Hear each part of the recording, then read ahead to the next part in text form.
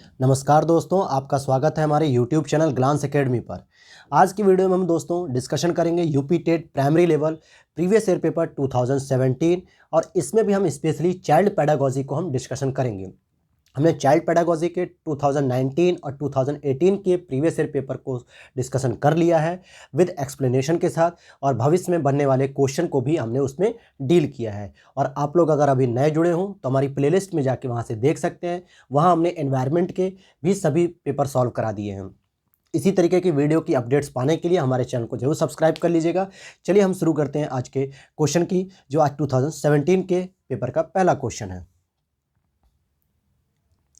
देखिए पहला क्वेश्चन क्या कह रहा है। पहला क्वेश्चन है कौन सा युग्म जो है कि सही नहीं है। कौन सा युग्म सही नहीं है? तो हमसे कह रहा है सीखने का उद्दीपक अनुक्रिया सिद्धांत थॉर्नडाइक का है, ये सही है। सीखने का क्रिया प्रसूत अनुबंध सिद्धांत स्किनर साहब का है, ये भी सही है। सीखने का क्लासिकल सिद्धांत पावलोव साहब का है, ये भी सही है। लेकिन सीखने का समग्र सिद्धांत हॉल साहब का है, ये सही नहीं है। इसलिए इस प्रश्न का जवाब हो जाएगा डी ऑप्शन। तो हॉल साहब ने क्या दिया था? समग्र सिद्धांत न से संबंधित न होकर सीखने के प्रबलन सिद्धांत से संबंधित है। किससे संबंधित है? प्रबलन सिद्धांत से संबंधित है। ये सिद्धांत अक्सर आपको एग्जाम में पूछे जाते हैं। क्वेश्चन नंबर नेक्स्ट है, किसका नाम सुजनन शास्त्र के पिता से जुड़ा है? सुजनन शास्त्र के पिता से जुड़ा है crow and crow, Galton, Ross, Woodworth. तो आपका सही जवाब हो जाएगा गाल्टन साहब। देखते हैं आगे, हम समझते हैं इस चीज को।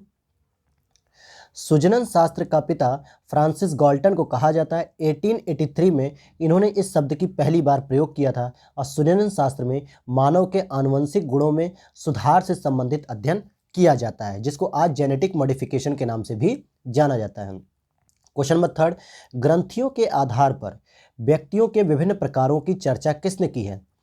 Kretschmer, Jung, Cannon, Spranger. तो इसका सही जवाब हो जाएगा कैनन दोस्तों। देखें आगे देख लेते हैं हम इसको। व्यक्तित्व के विभिन्न प्रकारों की चर्चा अलग अलग मनोवैज्ञानिकों ने भिन्न भिन्न आधार पर की है। कैनन ने ग्रंथियों के आधार पर विभिन्न प्रकारों की चर्चा की है, वहीं क्रेस्मर ने शारीरिक आधार पर व्यक्तित्व विभिन्न प्रकार की चर्चा की है, और संभवतः इसी आधार पर उत्तर प्रदेश माध्यमिक शिक्षा ने अपना उत्तर परिवर्तित करके सी की जगह स्टार कर दिया था बाद में। चलिए क्वेश्चन नंबर 4 की अगर हम बात करेंगे, सृजनात्मकता मौलिक परिणामों को अभिव्यक्त करने की मानसिक प्रक्रिया है। यह कथन किसका है? यह कथन क्रो और क्रो का है। नेक्स्ट क्वेश्चन, विद्रोह की भावना की प्रवृत्ति निम्न में से किस अवस्था में होती है? बाल्यावस्था में, शैशवावस्था में, पूर्व किशोरावस्था में, या मध्य किशोरावस्था में? तो सही जवाब हो जाएगा पूर्व किशोरावस्था में, क्योंकि इस समय बच्चे को यह नहीं पता होता है कि वो देखिए यहाँ पे एक्सप्लेनेशन दिया हुआ है कि 10 से 14 वर्ष के मध्य की उम्र पूर्व किशोरावस्था के रूप में निर्धारित की गई है। इस उम्र में बच्चों के शारीरिक और मानसिक संरचना में तीव्र परिवर्तन होता है। उम्र में बच्चों में स्वयं की पहचान की भावना विकसित होने लगती है कि मेरी भी कोई आइडेंटिटी होनी चाहिए। और इस तरह अगर आप देखते हैं कि परिवार में किसी एक बच्चे को जब कम ध्यान दिया जाता है तो सामान्यतः विद्रोही प्रवृत्ति का हो जाता है। इसलिए घर में सभी बच्चों को समान रूप से ध्यान देना चाहिए, यह गार्जियन का जिम्मेदारी भी है। सीखने की वह अवधि जब सीखने की कोई प्रक्रिया सीखने की प्रक्रिया में कोई उन्नति नहीं होती है तो क्या कहलाती है? सीखने का पठार। यानी बच्चा सीखना तो चाह रहा है लेकिन वो सीख नहीं पा रहा है, कुछ उसमें ग्रोथ नहीं हो रही है, तो उसे सीखने का पठार कह दिया जाता है। और इससे संबंधित 2018 में क्वेश्चन पूछा गया है। देखिए बुद्धि लब्धि निकालने का सूत्र क्या होता है? तो सामान्यतः इसका सही जवाब हो जाएगा सी, यानी आपकी मेंटल एज कितनी है और रियल एज कितनी है उसको 100 से मल्टीप्लाई करते हैं। चलिए आगे हम देखते हैं। क्वेश्चन नंबर 8, सीखने में प्रयास व भूल के सिद्धांत का प्रतिपादन किसने किया? जब कोई बच्चा सीखता है तो कई बार एफर्ट भी करता है और कई बार भूल भी जाता है। जैसे सामान्यतः जब आप बच्चों से टेबल सुनेंगे, पहाड़े सुनेंगे तो 2, 3, 4, 5 तो सुना देते हैं, जैसे ही आगे जाते हैं 7, 8 का, 12th का, 13 का तो भूलने लगते हैं। तो ये सिद्धांत किसका दिया हुआ है? थॉर्नडाइक का दिया हुआ है। देखिए प्रयास व सीखने की एक मौलिक विधि है। इस विधि के अंतर्गत समस्या समाधान के लिए विविध प्रयास किए जाते हैं और इसका प्रतिपादन थॉर्नडाइक साहब ने किया है। सामान्य संयुक्त कोशिका में गुणसूत्रों के जोड़े कितने होते हैं? तो 23 होते हैं, यानी कि पुरुषों में 23 पाए जाते हैं। 23 दूनी 46 गुणसूत्र पाए जाते हैं। चलिए क्वेश्चन नंबर 10। नेक्स्ट क्वेश्चन आपका क्वेश्चन नंबर 5 है, वो 10 क्रिया प्रसूत अनुबंध सिद्धांत का प्रतिपादन किया है। ये क्वेश्चन भी 18 और 19 में रिपीटेड है, तो इसका सही जवाब हो जाएगा स्किनर साहब। क्या हो जाएगा? स्किनर साहब। देखिए, बीएफ स्किनर ने इसका प्रतिपादन किया था।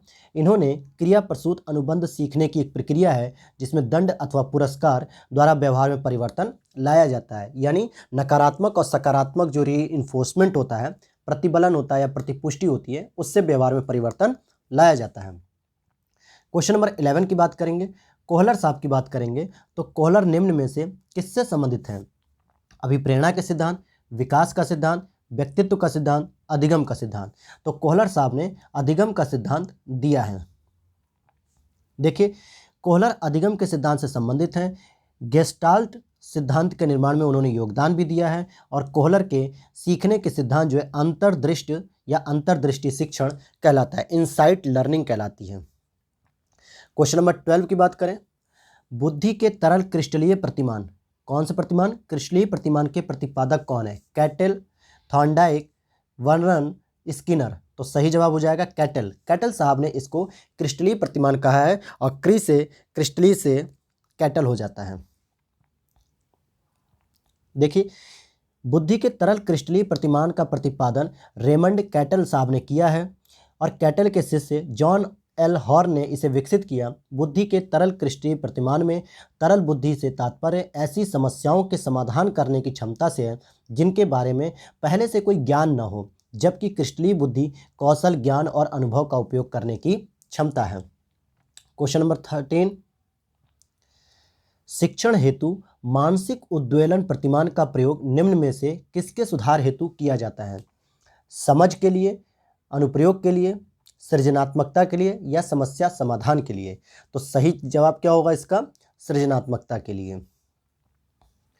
नेक्स्ट क्वेश्चन अगर हम देखें, क्वेश्चन नंबर 14 जो है, गोलमैन साहब किससे संबंधित हैं? सामाजिक बुद्धि, संवेगात्मक बुद्धि, आध्यात्मिक बुद्धि, सामान्य बुद्धि।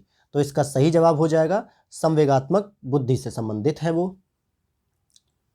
देखिए, डेनियल गोलमैन का संबंध संवेगात्मक बुद्धि से है। संवेगात्मक बुद्धि व्यक्तियों की अपनी और दूसरों की भावनाओं को पहचान करने की क्षमता है। इसके द्वारा कोई व्यक्ति भावनात्मक जानकारी का उपयोग सोच और व्यवहार के मार्गदर्शन के लिए करता है, वातावरण के अनुकूल होने के लिए भावनाओं को समायोजित करता है। वर्तमान समय में संवेगात्मक बुद्धि किसी व्यक्ति के ज्ञान, कौशल, योग्यता की महत्वपूर्ण सूचक बन गई है, जिसे हम लोग कॉमन सेंस कहते हैं एक तरीके से। चलिए question number next, question number 15 कह रहा है आपसे, निम्न में से कौन शेष से भिन्न है, यानी कौन सा सिद्धांत एक अलग है? अधिगम के लिए अधिगम का सिद्धांत, समान अवयवों का सिद्धांत, ड्राइव रिडक्शन का सिद्धांत, सामान्यीकरण का सिद्धांत।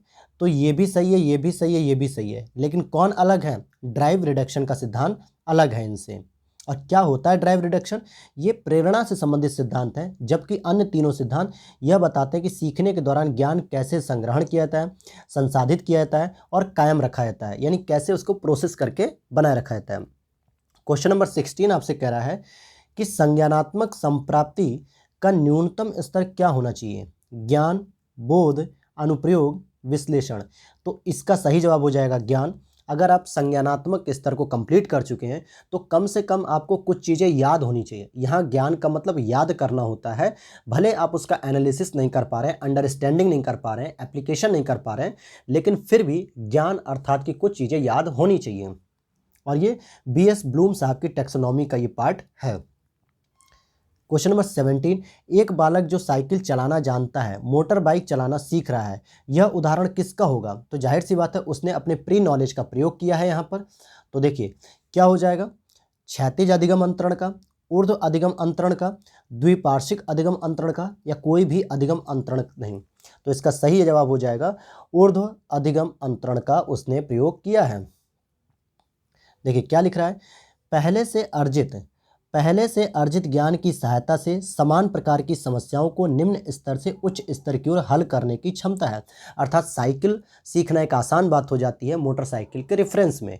वरना तो साइकिल तो सीखना सबसे अधिक कठिन काम होता है। इसमें बच्चे साइकिल में कैंची सीखते हैं, फिर डंडा सीखते हैं, फिर गद्दी चलाते हैं, कई बार गिरते भी हैं।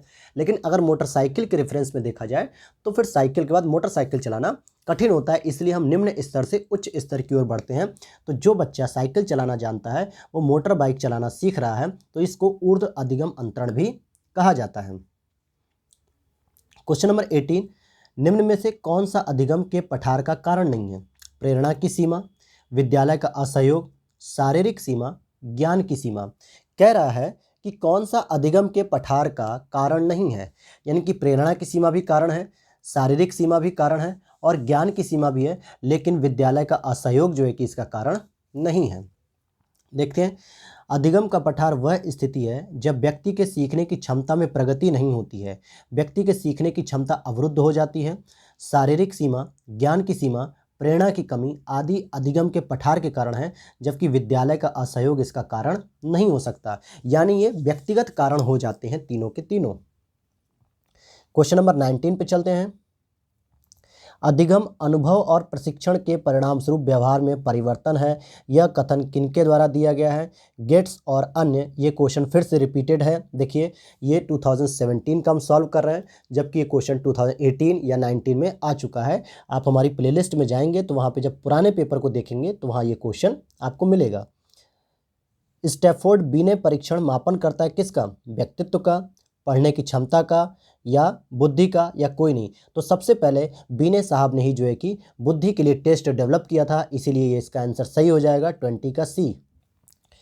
अंतर्मुखी और बहिर्मुखी यानी इंट्रोवर्ट और एक्सट्रोवर्ट व्यक्तित्व, जो अंतर्मुखी व्यक्तित्व और बहिर्मुखी व्यक्तित्व का वर्गीकरण किसने किया था? तो इसका सही जवाब हो जाएगा युंग। कहीं कहीं ये जुंग भी लिख दिया जाता है किताबों में।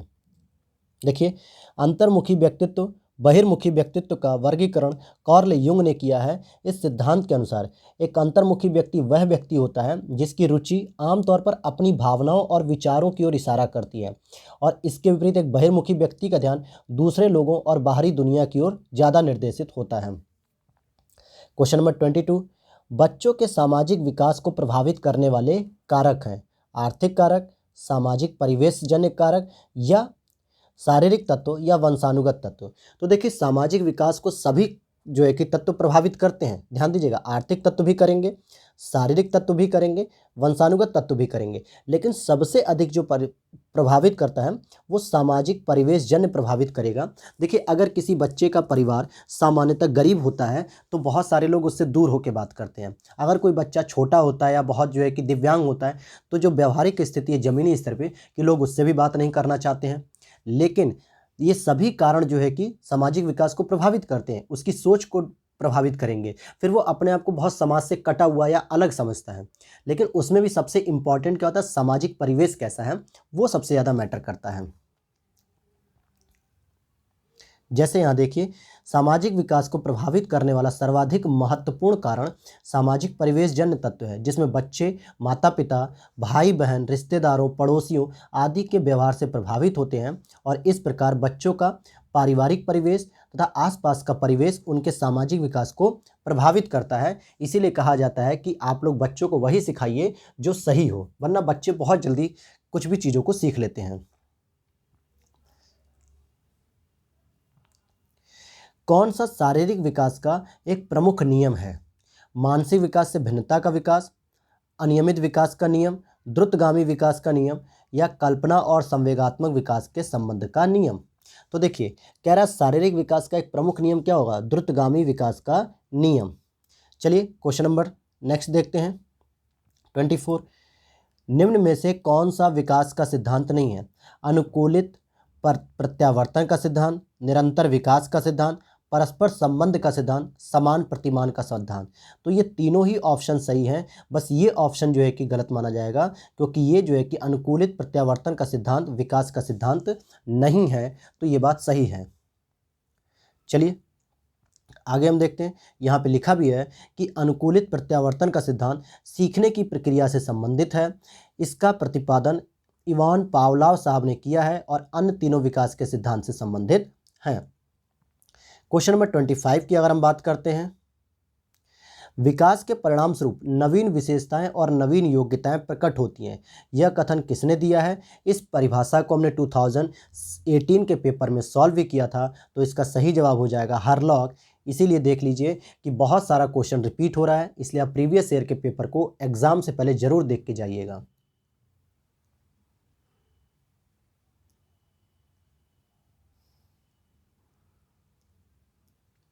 देखिए ये क्वेश्चन भी एक रिपीटेड है कि मूल प्रवृत्तियों को 14 प्रकार से किसने वर्गीकृत किया है, और ये मैं बता भी रहा था 2019 के पेपर को सॉल्व करते समय कि इस तरीके से क्वेश्चन पूछा जा सकता है, और ये 2017 पूछा गया है। ये अभिप्रेरणा के सिद्धांत जिन्होंने मैकडूगल ने दिया था, उन्होंने 14 प्रकार की प्रवृत्ति बताई थी। नेक्स्ट क्वेश्चन है आपका 27। किसी दूसरी वस्तु की अपेक्षा एक वस्तु पर चेतना का केंद्रीकरण अवधान है। यह कथन किसका है? यह डम्बविल का है। डम्बविल का यह कथन है। आगे देखते हैं 28। कौन सा सीखने के मुख्य नियमों में शामिल नहीं है? देखिए तत्परता का नियम बिल्कुल सही है, अभ्यास का नियम ये भी सही है, और प्रभाव का नियम ये भी सही है, जबकि बहु अनुक्रिया का नियम ये जो है कि ऑप्शन सही माना जाएगा यहाँ पे 28 का, क्योंकि ये शामिल नहीं है सीखने के मुख्य नियमों में। ध्यान दीजिएगा, मुख्य नियम की बात कर रहे हैं। ये क्वेश्चन भी रिपीटेड है, जो थॉर्नडाइक के द्वारा कुछ प्रमुख नियम थे और कुछ जो है कि गौण नियम थे। तो जो आपका ये ऑप्शन है सी नंबर, बहु अनुक्रिया का नियम, ये सामान्यतः किससे रिलेटेड हो जाएगा? ये गौण नियम से संबंधित हो जाएगा। क्वेश्चन नंबर 29 है 12 से 16 वर्ष के बच्चों के लिए हिंदी में डॉक्टर एस जलोटा ने कौन सा परीक्षण प्रतिपादित किया है? अशाब्दिक बुद्धि परीक्षण, साधारण मानसिक योग्यता परीक्षण, आर्मी अल्फा परीक्षण, या चित्रांकन परीक्षण? तो इसका सही जवाब हो जाएगा बी, साधारण मानसिक योग्यता परीक्षण। चलिए क्वेश्चन नंबर लास्ट है 30। बुद्धि के द्विकारक सिद्धांत, द्विकारक सिद्धांत का प्रतिपादन किसने किया है? Thorndike, Spearman, Vernon, stern? तो इसका सही जवाब हो जाएगा स्पीयरमैन साहब ने दो कारक यानी कि द्विकारक जो है कि सिद्धांत का प्रतिपादन किया है, जिसको जी फैक्टर और एस फैक्टर के नाम से भी जाना जाता है। तो इसी के साथ ये सीरीज़ कंप्लीट होती है, और आप लोग हमारे चैनल को सब्सक्राइब कर लीजिएगा ताकि नोटिफिकेशन मिलता रहे आपको। ठीक है, जय हिंद।